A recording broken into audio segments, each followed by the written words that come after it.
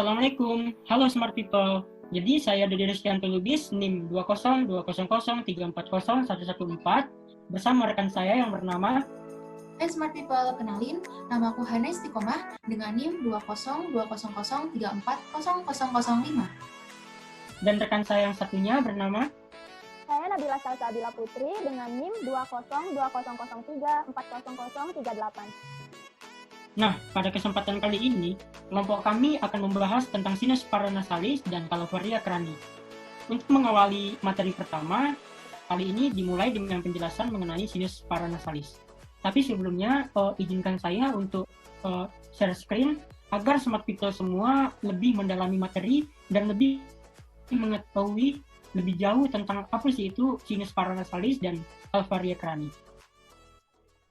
Apa sih itu sinus paranasalis?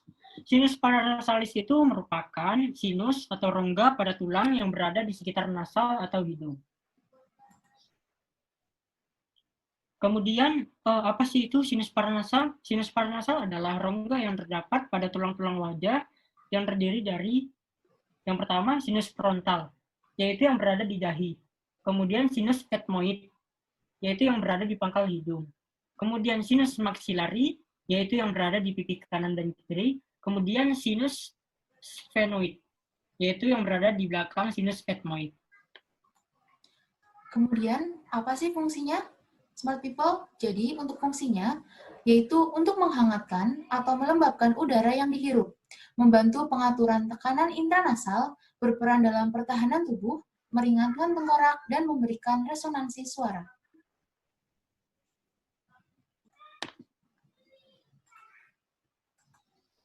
Kemudian Smart People, untuk bagian-bagiannya, ini saya jelaskan dari samping ya. Untuk yang pertama ini, yang ditunjukkan oleh berwarna biru ini, yaitu frontal sinus. Jadi, sinus frontalis sinus itu terbesar kedua setelah sinus maxillaris. Jadi, sepasang sinus ini terletak di antara bidang terluar dan dalam dari tulang frontalis. Nah, sinus frontalis ini itu bentuknya tidak simetris. Mengapa Smart People? Hal ini disebabkan oleh di sekitarnya itu terdapat macam-macam septum.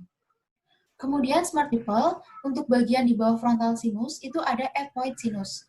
Nah, ethmoid sinus itu memiliki dua labirin ethmoidale. Nah, selanjutnya nih Smart People, di bawah ini tuh ada sphenoid sinus, yaitu di bagian yang hijau ini bisa terlihat ya Smart People. Kemudian di bagian bawahnya ini terdapat maxillary sinus. Ini gambar yang saya tunjuk, kursornya adalah menunjukkan dari maxillary sinus. Saya di sini akan menunjukkan bagaimana sih posisi sinus jika dilihat dari sisi atau bagian yang berbeda dari yang tadi sudah Hana jelaskan. Nah, di sini ada yang berwarna biru, itu namanya frontal sinus. Tadi sudah Hana jelaskan secara rinci. Kemudian di sini yang berwarna kuning, ada yang namanya sinus sphenoid.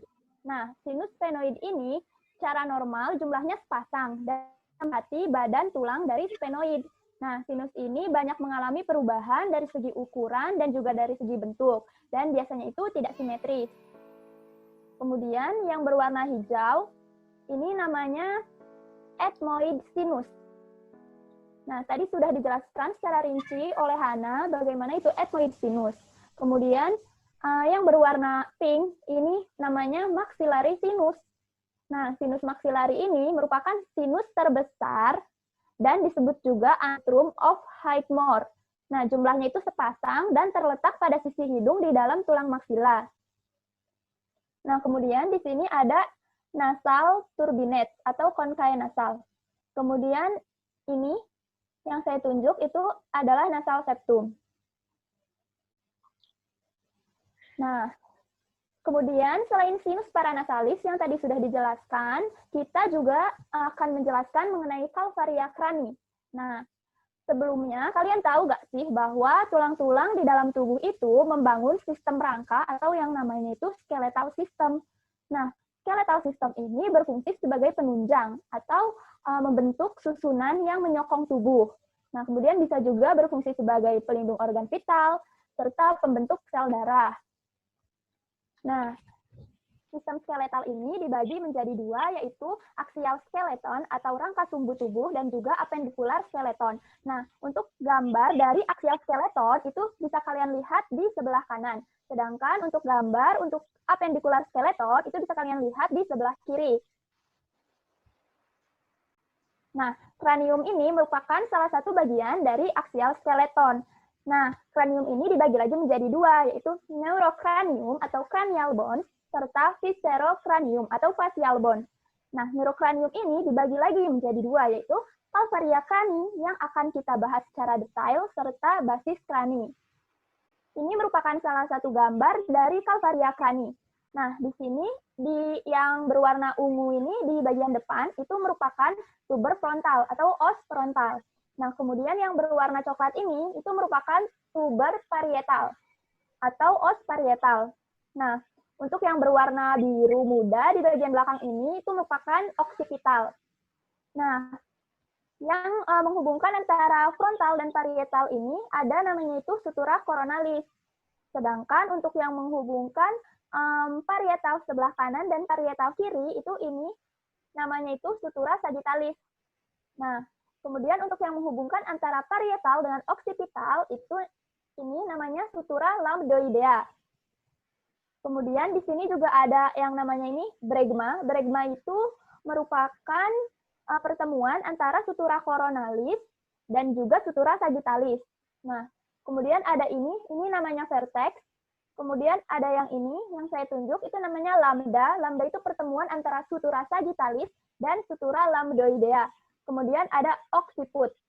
Nah, di sini juga ada ini namanya linea temporalis superior. Kemudian yang ini namanya linea temporalis inferior.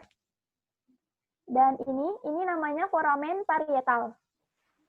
Kemudian ini yang saya tunjuk yang berwarna ungu namanya sulcus sinus sagittalis superioris.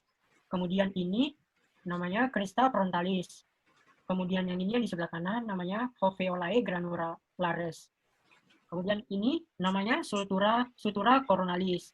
Nah, di bawahnya ada sulci arteriosi et venosi. Kemudian di bawahnya lagi ada sulcus sinus sagittalis superioris. Nah, yang warna biru ini di bawah itu namanya sutura lambdoidea. Kemudian di sisi sebelah kanan namanya sulcus arteriae meningeae medin. Kemudian di bawahnya ada lamina interna. Di bawahnya lagi ada lamina externa. Kemudian yang bawahnya lagi namanya diploid.